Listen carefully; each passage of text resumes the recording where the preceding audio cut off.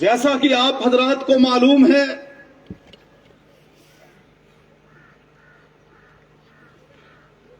کہ آج کا یہ اجلاس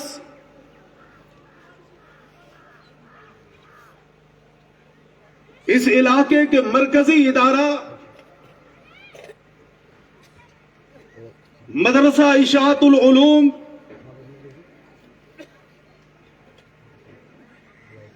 حالہ کا سالانہ جلسہ دستار بندی ہے۔ آپ حضرات کی موجودگی میں یہاں تشریف فرما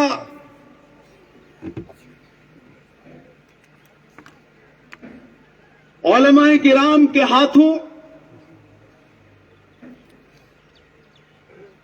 اس ادارے سے فارغ ہونے والے دو سعادت مند اور خوش قسمت حفاظ کرام کے سروں پر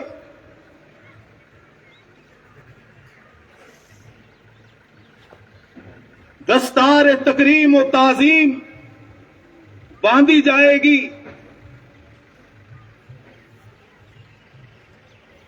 جن سعادت مند حفاظ کرام نے اپنے سینوں میں قرآن مجید فرقان حمید کی 114 سورتوں 30 پاروں اور 6666 آیات کو محفوظ کیا، میں مبارکباد دیتا ہوں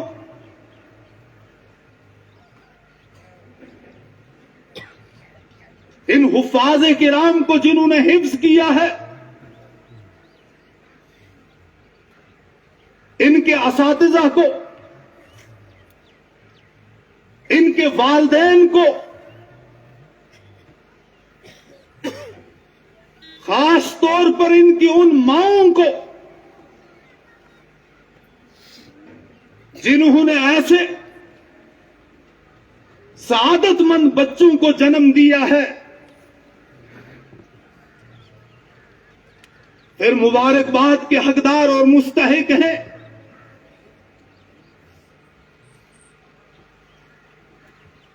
اسی علاقے کے سپوت اور اسی علاقے میں دل و جان سے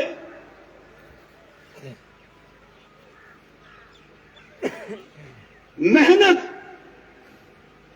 مجاہدہ کرنے والے، رات دن کو ایک کر کے قربانیاں دینے والے حافظ شمس الدین صاحب کو اور یہاں کی جو انتظامیہ کمیٹی ہے، انتظامیہ کمیٹی کے تمام اراکین کو، ذمہ داران کو، تمام معاونین کو، اور بالخصوص یہاں انتظامیہ کمیٹی کے جو صدر صاحب ہیں محترم عبد القیوم خان صاحب، جنہوں نے ایک عرصے تک یہاں امامت کے فرائض بھی انجام دیے ہیں، اور آج وہ ایک ذمہ دار کی حیثیت سے انتظامیہ کمیٹی کی صدارت کے فرائض انجام دے رہے ہیں۔ شاید پیچھے بیٹھے ہیں عبد القیوم صاحب، ہمارے بزرگ ہیں، اور اگر گستاخی نہ ہو تو میں آپ سے گزارش کرتا ہوں کہ آپ ادھر اسٹیج پہ ہونے چاہیے، ادھر کنارے پہ ٹیک لگانے کی جگہ بھی آپ کو مل جائے گی، پاؤں آگے پھیلانا چاہتے ہیں جگہ ملے گی، لیکن آپ کا اعزاز اور آپ کی تکریم اسی میں ہے کہ آپ اوپر تشریف لے آئیں۔ ان بزرگوں کی قربانیاں، جو قربانیاں دے رہے ہیں، اللہ ان سب کی قربانیوں کو اپنی بارگاہ کے اندر قبول فرمائے، توشہ آخرت بنائے، مغفرت، بخشش اور نجات کا ذریعہ بنائے، اور ان اپنے بڑوں کے سائے تلے ہم سب کو کام کرنے کی توفیق عطا فرمائے۔ ان بزرگوں کی عمر میں اللہ رب العزت برکت عطا فرمائے، عافیت کے ساتھ اللہ انہیں عمر دراز عطا فرمائے۔ آج کے اجلاس کا خصوصی بیان تو ہمارے مہمان خصوصی صوبہ جموں کی مرکزی جامع مسجد کھٹیکا تالاب جموں کے شاہی امام حضرت مولانا مفتی عنایت اللہ صاحب دامت برکاتہم کا ہوگا، اور 1 بجے سے لے کر 2 بجے تک ان کا بیان بھی ہونا ہے، دستار بندی بھی فرمائیں گے وہ، اور آخری دعا بھی ہوگی۔ اور 1 بجنے میں اب چند ہی منٹ باقی رہے ہیں۔ ان چند منٹوں کے اندر کسی خاص عنوان یا موضوع کے تحت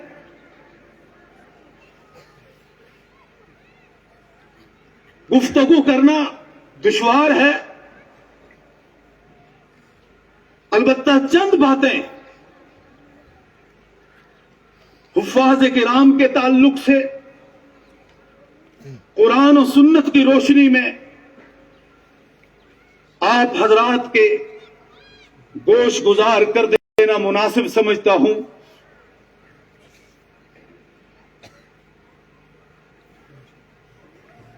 نبی اکرم شفیع اعظم حضرت محمد الرسول اللہ صلی اللہ تعالی علیہ وسلم نے ارشاد فرمایا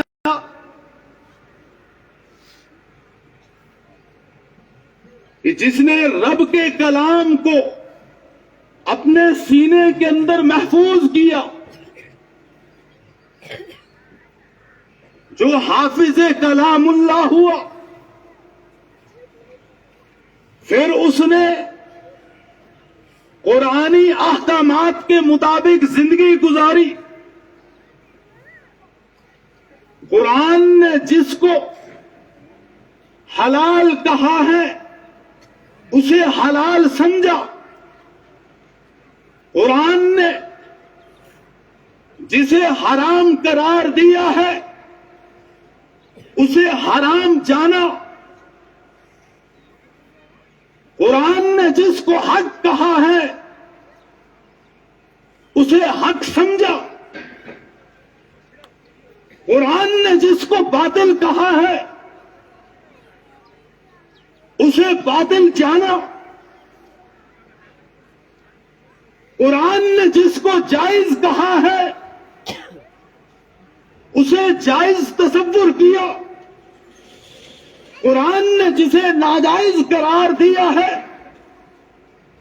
اس کو ناجائز سمجھتے ہوئے اسے دور رہا۔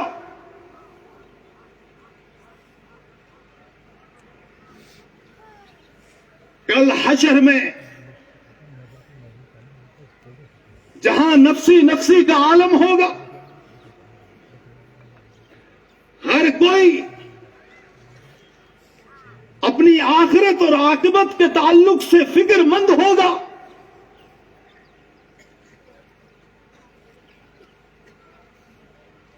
کوئی گھٹنے تک پسینے میں ہوگا،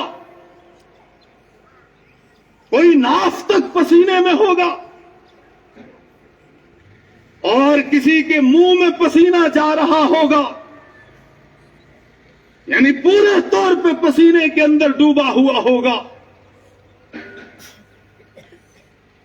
ایسے نفسی نفسی کے ماحول میں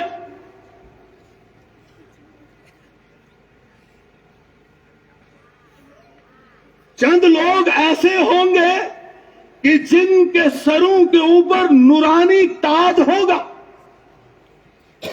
اور اس नूरानी ताज की रोशनी, उसकी चमक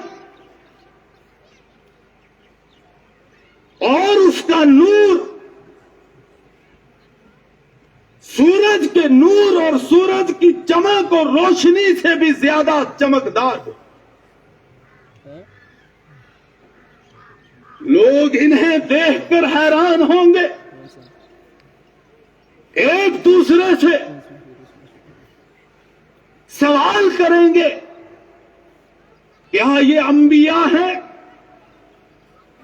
सहाबा है, औलिया है? उन्हें जवाब में कहा जाएगा, ये ना अंबिया किराम अलैहिमुस्सलातु वस्सलाम है, ना सहाबा किराम रिजवानुल्लाहि ताला अलैहिम अजमाइन है, ना औलिया किराम रहिमहुमुल्लाहु ताला अलैहिम अजमाइन है, बल्कि ये जिनके सरों के ऊपर नूरानी ताज सजा हुआ है, ये हुफ्फाज किराम के माँ बाप हैं, हुफ्फाज किराम के वालिदैन हैं। इन्हें किस वजह से ये नूरानी ताज पहनाया गया है? इस वजह से कि इनके जिगर के टुकड़ों ने, इनके बच्चों ने कुरान करीम को अपने सीने में महफूज किया। उसी के बदले में अल्लाह रब्बुल इज्जत ने इनको ये सूरज से ज्यादा रोशन और चमकदार ताज पहनाया। जब हुफ्फाज किराम के माँ बाप यानी वालिदैन का ये मकाम और मर्तबा है और उनको इस कदर एजाज व इकराम और इज्जत और तकरीम से नवाजा जाएगा, तो कल हशर में, आखिरत में, मैदान महशर में उस हाफिज को कितना नवाजा जाएगा कि जिसके सीने में कुरान महफूज। दूसरी रिवायत जो तिर्मिजी शरीफ के अंदर है, नबी अकरम शफी आजम हजरत मुहम्मदुर रसूलुल्लाह सल्लल्लाहु ताला अलैहि वसल्लम ने इरशाद फरमाया कि क़यामत के दिन हाफिज़े कलामुल्लाह के खानदान और कबीले के 10 ऐसे अफराद के बारे में जो अपनी बदअमालियों की वजह से जहन्नम के हकदार और मुस्तहिक हो चुके होंगे, अल्लाह रब्बुल इज्जत हाफिज कलामुल्लाह को इख्तियार देगा कि इनकी सिफारिश करो, इनकी शफाअत करो, इनके हक में जो तुम्हारे कबीले के 10 गुनाहगार अफराद हैं, तुम्हारी सिफारिश और शफाअत कबूल की जाएगी। फिर वो हाफिज कलामुल्लाह अपने खानदान के उन 10 गुनाहगारों की अल्लाह के सामने सिफारिश करेगा जिनका आर्डर, हुक्म जहन्नम में जाने का अल्लाह की तरफ से हो चुका था। हाफिज कलामुल्लाह की सिफारिश की वजह से उन्हें जहन्नम से निकाल के और जन्नत के अंदर दाखिल किया जाएगा। इससे अंदाजा लगाएं कि हाफिज कलामुल्लाह का कितना बड़ा मकाम और मर्तबा। अलबत्ता इस पे मौलाना पीर जुल्फकार नक्शबंदी दामत बरकातुहुम ने लिखा है कि हाफिज कलामुल्लाह के खानदान, कबीला और कौम और बिरादरी के लोग कहीं इस गुमान में न चले जाएं कि हमारे खानदान और कबीले का हाफिज है, अब हम जिस तरह चाहें जिंदगी गुजारें, रब के नाफरमान हो जाएं, गुनहगार हो जाएं, रब चाहे को छोड़कर मन चाहे के मुताबिक जिंदगी गुजारे। ہماری سفارش تو ہمارے قبیلے اور برادری کا حافظ صاحب اللہ کے سامنے کر دے گا، ہم سیدھے جنت میں چلے جائیں گے۔ فرمایا ایسا نہیں ہے، اس کے لیے یہ شرط ہے کہ جس وقت بچے کے ماں باپ نے اسے مدرسے میں حفظ کلام اللہ کے لیے داخل کروایا تھا، آپ نے اس وقت خوشی کا اظہار کیا ہو، اس بچے کو شاباشی دی ہو، اس کے والدین کو شاباشی دی ہو، پھر جب وہ بچہ حافظ کلام اللہ بنا تو اس کی عقیدت میں، اس کی محبت میں جس دن اسے تکریم اور تعظیم کی دستار سے نوازا جانا تھا، اس جلسے میں بھی تم خوشی خوشی شریک ہوئے اور اس بچے کو انعام سے بھی نوازا، تو اس صورت میں تم آخرت میں اس کی شفاعت کے حقدار بن سکتے ہو۔ لیکن اگر جب بچے کو مدرسے میں داخل کیا گیا تھا، اس دن تم نے کہا تھا کہ اس کو کہاں بھیج دیا ہے، یہ کل مولوی بن کر کھائے گا کہاں سے، کمائے گا کہاں سے، اس کا روزگار کہاں سے چلے گا، یہ زندگی کے شب و روز کیسے گزارے گا، تم نے اعتراضات کیے تھے، تم نے اس کے اوپر طنز کسا تھا، طنزیہ جملے اس کے لیے کہے تھے، پھر جب وہ حافظ کلام اللہ بن گیا تو تم نے کہا تھا اس نے اپنی زندگی خراب کر دی، اب یہ کیا کرے گا، رسید پکڑ کے چندہ کرے گا، ورنہ کھائے گا کہاں سے۔ پھر تم اس کی شفاعت کے مستحق اور حقدار نہیں ہو سکتے۔ پھر دور کے قبیلے کے وہ افراد، وہ حضرات جن کا کوئی اس حافظ کلام اللہ سے رشتہ داری کا تعلق نہیں تھا، کوئی قرابت کا تعلق نہیں تھا، لیکن محض اس وجہ سے کہ یہ اللہ کا قرآن حفظ کر رہا ہے یا یہ اللہ کے قرآن کا حافظ ہو چکا ہے، اس کے ساتھ عقیدت و محبت کا تعلق رکھتے تھے، اس کی حوصلہ افزائی کرتے تھے، اسے مبارکباد دیتے تھے، اسے اپنے سینے سے لگاتے تھے، اس کی پیشانی کے اوپر بوسہ دیتے تھے۔ جس مدرسے میں وہ پڑھ رہا تھا اس مدرسے میں چندہ دیتے تھے، اس ادارے میں معاونت کرتے تھے، اس کے اساتذہ کو مبارکباد دیتے تھے، مدرسے کے محتمم اور ذمہ دار کو مبارکباد دیتے تھے۔ فرمایا ان دور کے افراد اور حضرات کے حق میں یہ حافظ کلام اللہ آخرت میں سفارشی بنے گا، اور اللہ رب العزت ان حضرات کے حق میں اس کی سفارش کو قبول کرے گا جو اس کے حافظ کلام اللہ ہونے پر خوش ہوئے تھے، اور وہ خاندان کے جو قریبی لوگ ہوں گے وہ رہ جائیں گے۔ اس لیے آپ حضرات بھی بڑے خوش قسمت ہیں جو آج اس ادارے کے سالانہ جلسہ دستار بندی میں بڑی عقیدت و محبت کے ساتھ تشریف لائے ہیں۔ اللہ سب کی حاضری کو، شرکت کو، شمولیت کو اپنے دربار عالی میں قبول و منظور فرمائے، سب کے لیے توشہ آخرت، مغفرت، بخشش اور نجات کا ذریعہ آج کے اس اجلاس کو بنائے، اور حفاظ کرام کی شفاعت کا ہمیں آخرت میں جہاں نفسی نفسی کا عالم ہوگا ہمیں بھی اس کا حقدار بنائے۔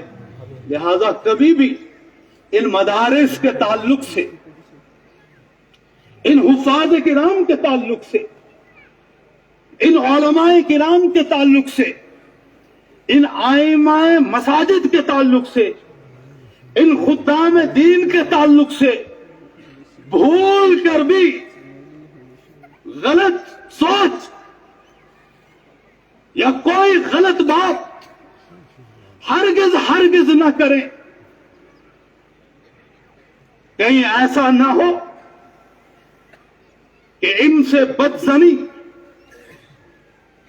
اور غلط فہمی کا نظریہ ہماری آخرت کو اور عاقبت کو خراب نہ کر دے. کہیں ان سے بدظنی ہمیں جہنم میں نہ لے جائے.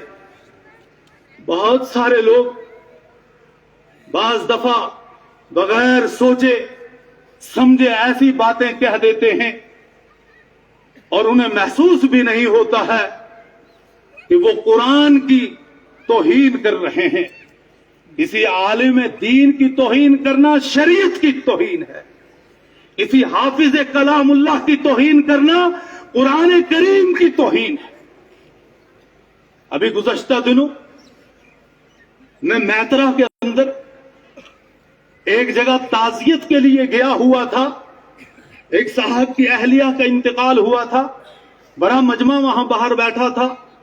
اسی دوران ایک مدرسے کے طلبہ وہاں قرآن خوانی کے لیے پہنچے. 20-25 طلبہ تھے. ان کو دیکھ کر جو لوگ وہاں بیٹھے ہوئے تھے وہ کہنے لگے دیکھو کتنا بڑا ٹولہ ان مولویوں نے برباد کر دیا. آخر یہ کھائیں گے کہاں سے، کمائیں گے کہاں سے؟ ان بچوں نے پڑھا، دعا ہوئی، چھت کے اوپر شامیانہ لگا ہوا تھا، وہاں کھانے کے لیے سب آئے اور وہ لوگ کھانا کھانے کے لیے بھی ایک جگہ بیٹھے اور وہاں بھی باتیں کر رہے تھے اور وہاں کہہ رہے تھے کہ یہ جو مولوی پارٹی ہے نا یہ کھاتے ہیں بہت زیادہ. اب وہاں ہی ایک ہی مجلس کے اندر ان کے اقوال میں تضاد پیدا ہو گیا. پہلے تو وہ پریشان تھے اور یہ کہہ رہے تھے پریشانی کے عالم میں کہ یہ مولوی کھائیں گے کہاں سے. لیکن جب مجلس کے اندر بیٹھے اور کھانا دیا جانے لگا تو کہنے لگے یہ مولوی بہت زیادہ کھاتے ہیں. عجیب بات ہے، ان کو کب سے یہ حق مل گیا کہ وہ روزی اور رزق کے بارے میں فیصلہ کریں؟ ان اللہ هو الرزاق ذو القوۃ المتین. روزی رساں اور رزاق تو اللہ رب العزت جو کائنات کے ذرے ذرے کو رزق پہنچاتا ہے. نافرمانوں کو بھی روزی دے رہا ہے، فرما برداروں کو بھی روزی دے رہا ہے.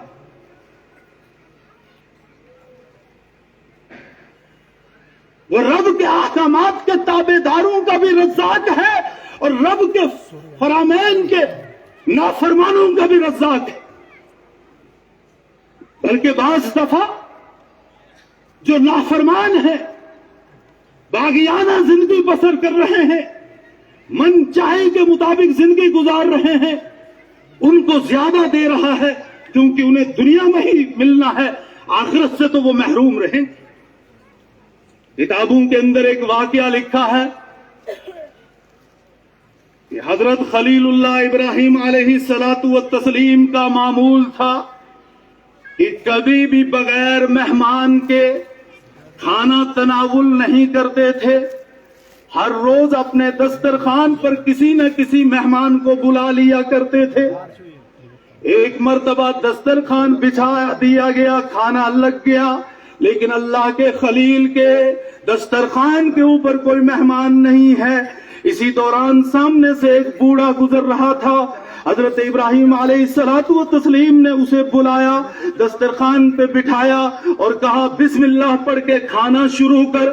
وہ کہنے لگا میں تو اللہ کو نہیں مانتا، لہذا میں اپنے معبود کا نام لوں گا. کہ تم کون ہو؟ کہا میں آتش پرست ہوں، آگ کا پجاری ہوں۔ ابراہیم خلیل اللہ جذبات میں آ گئے اور فرمانے لگے جس رب نے یہ رزق مجھے دیا ہے، تمہیں دیا ہے، جب اس رب کا نام تو نہیں لیتا، اللہ کے نام سے بسم اللہ سے کھانا شروع نہیں کرتا، تو فوراً میرے دسترخوان سے اٹھ کر نکل جا۔ وہ اٹھا اور چلا گیا۔ ادھر اللہ رب العزت نے حضرت جبریل علیہ السلام کو وحی کا پیغام دے کر ابراہیم خلیل اللہ علیہ السلام کے پاس بھیجا، اور حضرت جبریل علیہ السلام آئے اور پوچھنے لگے حضرت خلیل اللہ ابراہیم علیہ السلام سے کہ رب کے خلیل، رب یہ پوچھتا ہے کیا کائنات کو آپ نے پیدا کیا؟ کہا نہیں نہیں، میں نے پیدا نہیں کیا، اس کائنات کا خالق و مالک اللہ رب العزت ہے۔ کیا کائنات کے لوگوں کو رزق پہنچانے والے آپ ہیں؟ کہا نہیں نہیں، روزی رساں اور رزاق اللہ رب العزت ہے۔ کہا پھر رب آپ سے پوچھتا ہے کہ ایک بندہ بھوکا پیاسا آپ کے دسترخوان پہ آپ کی دعوت پہ آیا اور کھانا کھانے لگا، لیکن آپ نے اسے اٹھا دیا، جبکہ رب کہتا ہے میں جانتا ہوں وہ نافرمان ہے، باغیانہ زندگی بسر کر رہا ہے، اور 90 سال کا بوڑھا میری نافرمانی 90 سال سے کر رہا ہے، لیکن آج تک میں نے اس کا رزق بند نہیں کیا۔ تم نے آج اپنے دسترخوان سے اسے کیسے اٹھا دیا؟ جائیے اور اسے بلا کے لائیے، اسے ڈھونڈ کر تلاش کر کے لائیے۔ ابراہیم خلیل اللہ فوراً اللہ کے حکم کی تعمیل میں اٹھے اور اس کو تلاش کر کے لائے، اور لا کر دسترخوان پہ بٹھا کر کہا جس کا نام لینا چاہے لے، لیکن دسترخوان پہ بیٹھ۔ کہا کیوں، تم نے ابھی تو مجھے بھگا دیا تھا، اب کیا ہو گیا تم کو؟ تو ابراہیم خلیل اللہ نے فرمایا میرے رب کی جانب سے مجھ پر وحی کا پیغام آیا، سید الملائکہ جبریل وحی کا پیغام لے کر آئے، اور جبریل نے مجھے یہ کہا کہ رب کہہ رہا ہے میں 90 سال سے اسے کھلا رہا ہوں، پلا رہا ہوں، حالانکہ مجھے معلوم ہے کہ وہ میرا نافرمان ہے، میرے احکامات کا باغی ہے، میں پھر بھی اسے کھلا پلا رہا ہوں، لہذا جاؤ اور اسے تلاش کر کے لاؤ۔ یہ بوڑھا رونے لگا، اس کی آنکھوں سے آنسو جاری ہو گئے اور کہنے لگا اے ابراہیم، جس رب نے مجھ پر اس قدر شفقت کا معاملہ فرمایا، جو رب مجھ پہ اس قدر مہربان ہے اور میں اس کی نافرمانی کی زندگی بسر کر رہا ہوں، پہلے مجھے اس رب کی توحید و وحدانیت کا کلمہ پڑھائیے، اپنے دین کے اندر داخل کیجئے، اور پھر اس کے بعد میں آپ کے دسترخوان پہ کھانا کھاؤں گا۔ حضرت ابراہیم خلیل اللہ نے کلمہ پڑھایا، پڑھو لا الہ الا اللہ ابراہیم خلیل اللہ۔ وہ کلمہ پڑھ کر دین کے اندر داخل ہوا، پھر دسترخوان پہ کھا کے اس نے کھانا کھایا۔ تو اللہ رب العزت نافرمانوں کو بھی کھلاتا ہے، فرما برداروں کو بھی کھلاتا ہے۔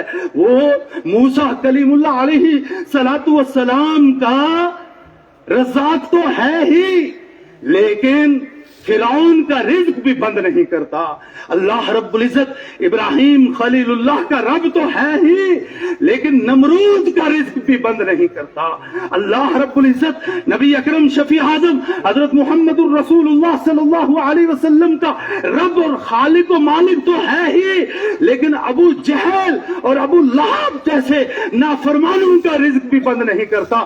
تو جو رب اپنے نافرمانوں اور اپنے باغیوں کو رزق پہنچا رہا ہے، ان کو کھلا پلا رہا ہے، کیا وہ ان حفاظ، ان علماء جن کے سینوں کے اندر رب کا قرآن محفوظ ہے، ان کو روزی نہیں پہنچائے گا؟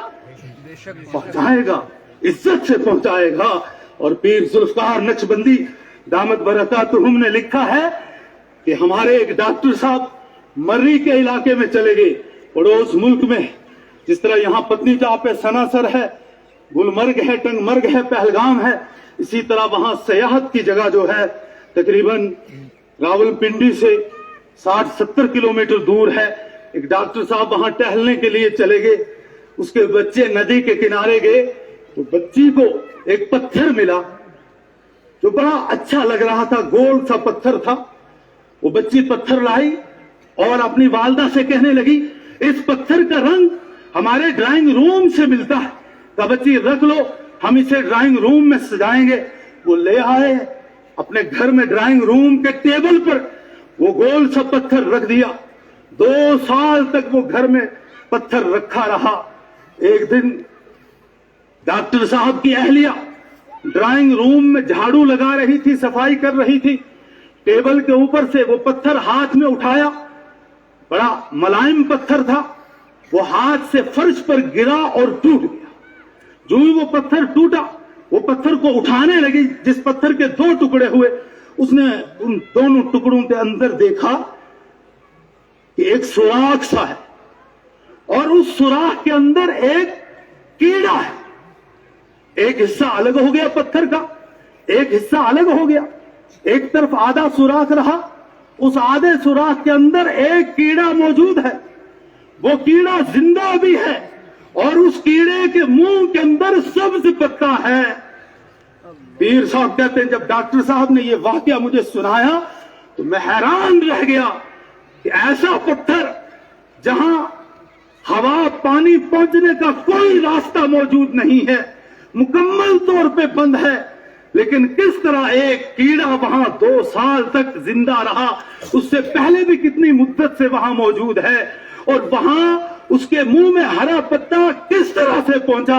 اس سے رب کی رضاکیت کا اندازہ لگایا جا سکتا ہے. پھر جب کیڑے مکوڑوں کا وہ رب ہے ان کو بند پتھروں کے اندر رزق پہنچا رہا ہے, تو وہ اپنے گھروں میں یعنی مساجد میں خدمت کرنے والے ائمہ مساجد کو, مدارس کے اندر پڑھانے والے وارثین انبیاء علماء کو, اور مدارس کے اندر پڑھنے والے مہمانان رسول طلبہ اسلام کو قرآن کی برکت سے, دین کی برکت سے, شریعت کی برکت سے رزق نہیں پہنچائے گا؟ یقیناً پہنچائے گا. افسوس کا مقام ہے, ہم کہتے تو ہیں الحمدللہ رب العالمین, نماز میں بھی خوب پڑھتے ہیں, لیکن اللہ کی رزاقیت پر ہمارا یقین نہیں رہا. اللہ کے رزاق اور روزی رساں ہونے پہ ہمارا اعتماد اور بھروسہ نہیں رہا. اور ایک بات اور اچھی طرح سے ذہن نشین کر لیں, احادیث کے اندر موجود ہے کہ جس علاقے کے اندر کہیں دینی ادارہ ہو, مدرسہ ہو, اور اس مدرسے کے اندر صبح شام رات دن قال اللہ و قال الرسول صلی اللہ علیہ وسلم کی صدائیں بلند ہوتی ہو, قرآن پڑھا جاتا ہو, دین پڑھایا جاتا ہو, شریعت پڑھائی جاتی ہو, نبی علیہ الصلوۃ والتسلیم کے فرامین مبارکہ کی تعلیم دی جاتی ہو, اگر وہاں کے لوگوں کے گناہوں اور نافرمانیوں کی وجہ سے اللہ کا عذاب نازل ہونے والا ہو, تو اللہ رب العزت عذاب کے فرشتے کو حکم دیتے ہیں فلاں بستی سے عذاب ہٹا لو. اے ربا, وہ تو نافرمان ہے, اس عذاب کے مستحق ہیں, کیوں ان کے اوپر سے عذاب ہٹایا جائے؟ تو رب فرماتا ہے وہاں ایسا ایک ادارہ ہے جس میں میرے کلام کی تعلیم دی جا رہی ہے. وہاں ننھے منھے چھوٹے چھوٹے معصوم بچے رات دن قرآن کی تلاوت کر رہے ہیں. ان کی تلاوت کی برکت سے, قرآن کریم فرقان حمید کی تعلیم کی برکت سے, اے عذاب کے فرشتے, میں تجھے حکم دیتا ہوں کہ ان کے اوپر سے عذاب کو ہٹا دے. اللہ ان مدارس کی برکت سے, ان مہمانان رسول کی برکت سے عذاب کو ٹال دیتے ہیں. اس لیے ان مدارس کو معمولی نہ سمجھیے, اور وہ عذاب صرف مسلمانوں سے نہیں ٹلتا, صرف ایمان والوں سے نہیں ٹلتا, بلکہ اس علاقے کے اندر جو غیر مسلم رہتے ہیں وہ بھی ان حفاظ کرام کی برکت سے اللہ کے قہر غضب اور اللہ کے عذاب سے بچ جاتے ہیں. اس لیے ہمارے جو برادران وطن ہیں ان کو بھی یہ بات سمجھنی چاہیے کہ یہ مدارس ہمارے لیے زحمت نہیں ہے، یہ ہمارے لیے اللہ کی طرف سے رحمت ہے، اور یہ رحمت کا پیغام لے کر آتے ہیں۔ اور ہم نے دیکھا ہے جن بستیوں کے اندر مدارس قائم ہے، اللہ نے ان بستیوں کے رہنے والوں کے مقدر کو تبدیل کر دیا۔ جن بستیوں کے اندر مدارس ہے، دینی ادارے ہیں، وہ بستیاں خوشحال ہو گئی، وہاں کے لوگ خوشگوار زندگیاں گزار رہے ہیں۔ اور یہ حقیقت بھی ہے، قرآن کریم میں اللہ رب العزت نے فرمایا نحنو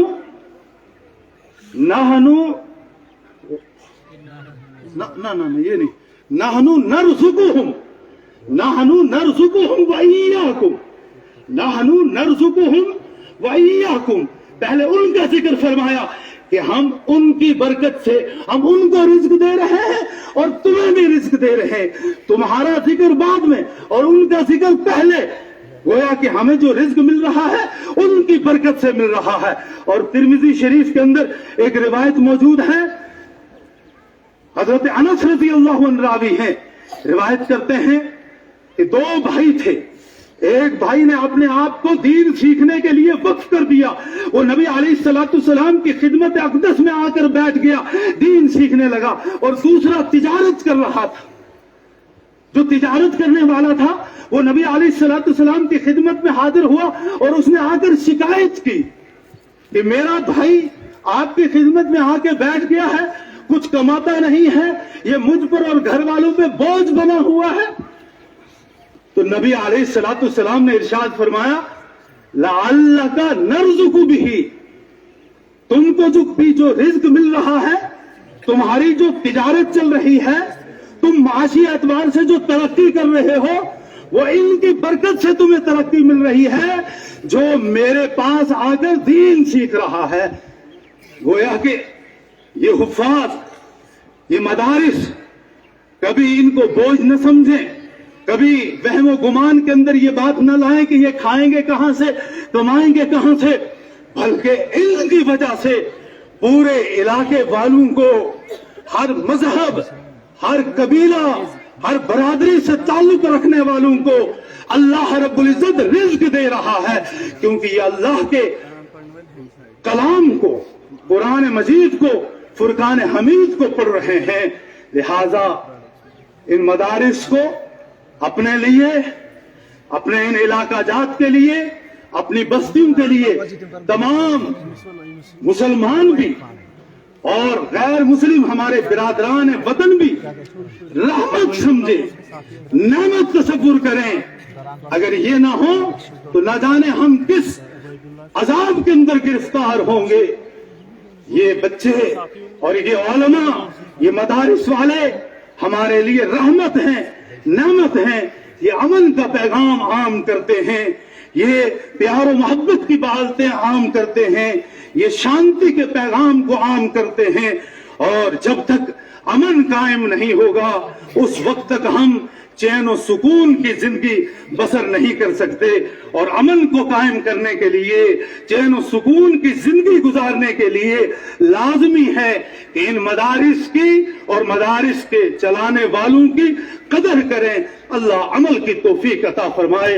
ہمارے مہمان خصوصی حضرت اقدس مفتی محمد عنایت اللہ صاحب دامت برکاتہم یہاں تشریف لے آئے ہیں۔ اب یہ اپنے ہاتھوں فارغ ہونے والے اسی بستی کے دو حفاظ کرام کی دستار بندی فرمائیں گے، اور ان کی دستار بندی کے بعد ان کا مفصل طور پر بیان ہوگا، اور انہی کی دعا پر اس اجلاس اور آج کے اس اہم ترین جلسے کا اختتام ہوگا۔